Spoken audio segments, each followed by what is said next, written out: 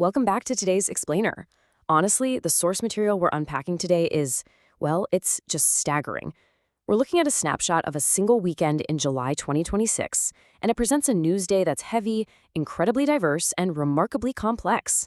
My goal today, to take this absolute flood of information and break it down with you so we can clearly understand the massive forces shaping our world right now. Let's get right into it. I mean, how is it even possible that a collapsing global peace deal, a massive 2.8 trillion parameter AI, and Justin Bieber all exist in the exact same news cycle? It sounds totally made up, right? But no, this is our actual reality right now. Today, we're going to look at the incredible contrast in our sources, and I'm going to show you exactly how these wildly different realities coexist, intersect, and actually connect with one another in some pretty profound ways. Okay, let's dive into this. Our roadmap today covers 5 key areas.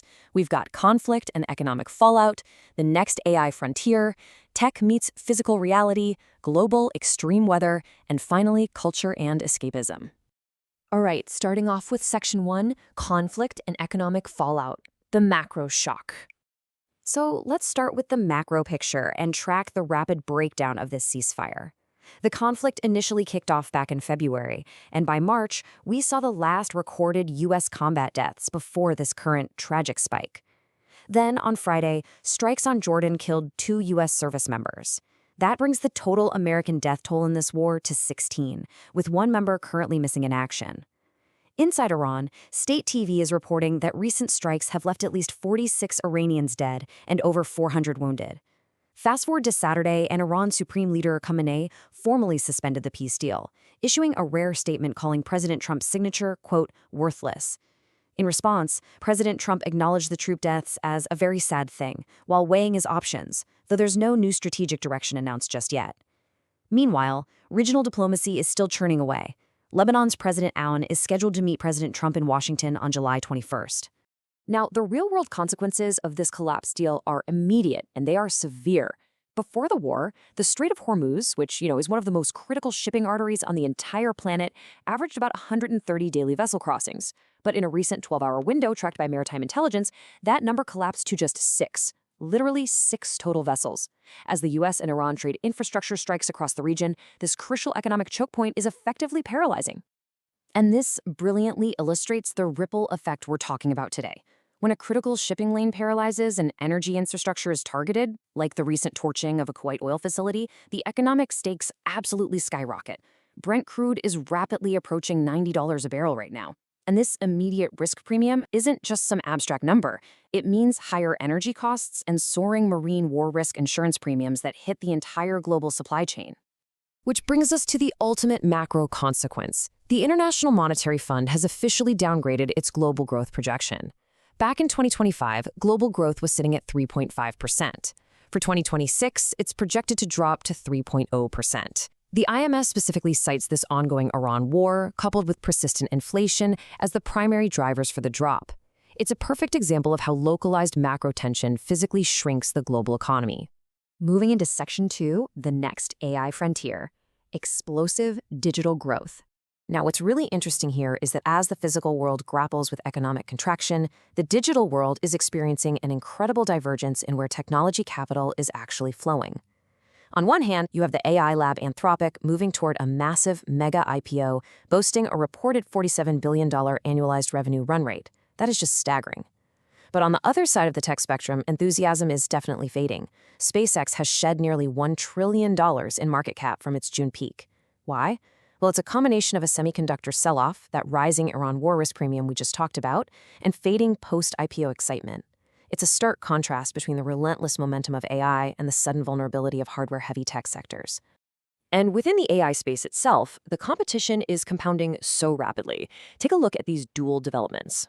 First up, a company called Moonshot is taking its Kimi K3, which is a colossal 2.8 trillion parameter AI model, and making it completely free to download and adapt by late July.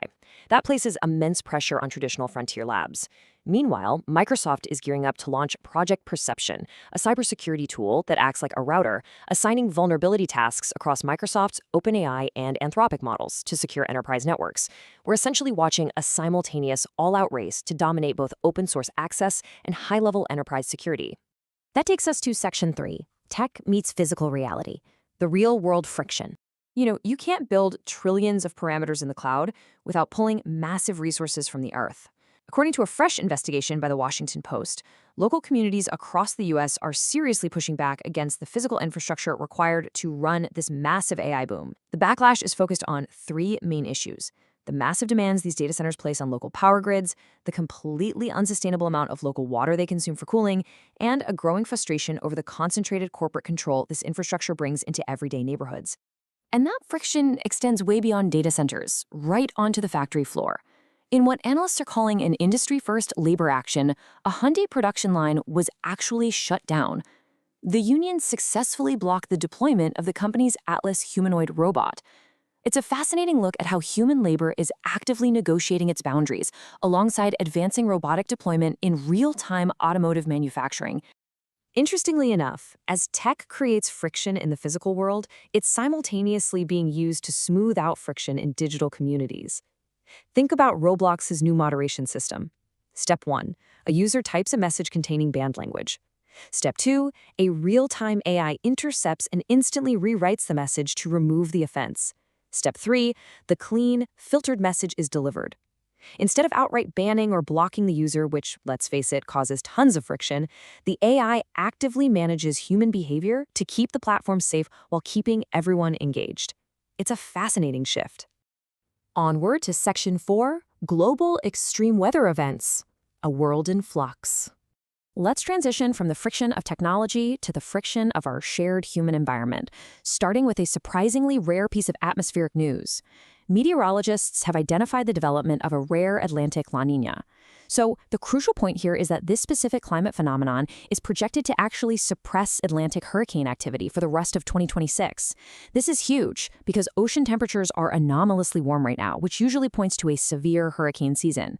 In a news cycle filled with really heavy realities, this rare occurrence offers a surprising, much-needed silver lining for coastal communities.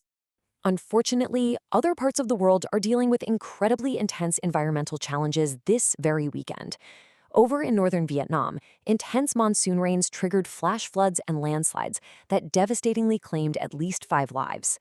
Back across the U.S. Northeast and Mid-Atlantic, millions are facing an enhanced severe storm risk, featuring 70-mile-per-hour gusts, large hail, and tornado threats. Meanwhile, the U.S. Southeast is just blanketed in punishing heat advisories, with the heat index feeling like 105 degrees. It is a stark reminder of the diverse extreme weather playing out concurrently across the globe. And finally, Section 5, Culture, Media, and Escapism, the global release. After navigating geopolitical conflicts, explosive tech growth, and extreme weather, we all kind of need a release, right? Well, right now, the entertainment landscape is a total study in extreme highs and lows. For live communal events, the expectations are just astronomical. Fox and Telemundo are projecting upward of 55 million viewers for the Argentina versus Spain World Cup final at MetLife Stadium. If they hit that, it would be the most watched U.S. sporting event in history. Conversely, the solitary streaming market is really struggling. Netflix just hit a 52-week low following a $140 million third-quarter revenue guidance miss. It's left Wall Street questioning their ad-tier growth trajectory amid a very complex media mergers and acquisitions environment. But hey, back on the pitch, the energy is absolutely electric. Just listen to this result. England defeated France 6-4 to take third place at the World Cup in Miami. An extraordinary 10-goal match. This monumental effort gives the Three Lions their best finish in the tournament since way back in 1966. It's exactly the kind of joyous, completely unpredictable spectacle that unites millions of people. Let's move to the next piece of this and see how it builds. To match those historic viewership projections, the World Cup is putting on its first ever halftime show, and the lineup is an absolute global juggernaut. We're talking Madonna, BTS, Shakira, and Justin Bieber sharing the exact same stage, with Post Malone headlining the pre-match closing ceremony. It's an unparalleled effort by the entertainment industry to create a singular, unifying moment of pure escapism for a deeply fractured world. So, what does this all mean? It brings us to the ultimate question. As global growth physically slows down amid international war, but digital technological innovation simultaneously accelerates into the trillions of parameters and trillions of dollars, which reality will ultimately define the rest of 2026? Will it be our physical constraints or our relentless digital expansion? It's a profound tension that we'll definitely keep tracking together. Thank you so much for learning with me on this explainer today. As always, keep seeking the structure in the chaos and stay curious.